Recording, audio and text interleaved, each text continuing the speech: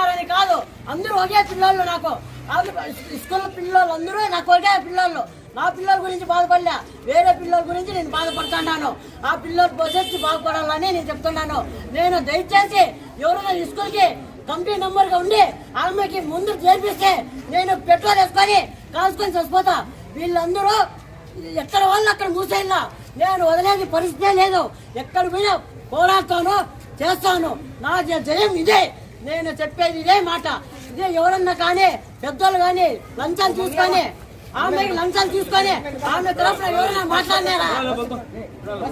ఆమె తరఫున ఎవరైనా మాట్లాడినారా? లంచాలు తీసుకొని టీచర్లకి మేడంలకి ఇదే గతి పడుతుంది. మంచి మేడంకి మాకేంది? దయచేసి మీ కాళ్ళు పట్టుకుంటా. ఎమ్మెల్యే కానీ ఎవరో కానీ మాకు పట్టించుకోలేదు. ఇది ఎన్నోసార్లు జరుగుతుంది ఇక్కడ. మీ కాళ్ళు పట్టుకుంటా, మీ చేయిలు పట్టుకుంటా.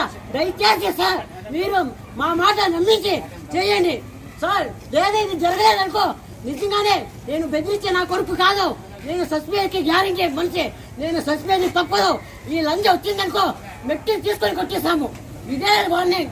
ఇదే చెప్పండి, అందరికీ చెప్పండి. ఎలక్షన్లు ఉన్నా, గోల్లు పెట్టినా, ఏం చేసినా తెలీదు. ఫస్ట్ మా పరిస్థితి ఇది చేయండి అంతవరకే. సెలవు సార్.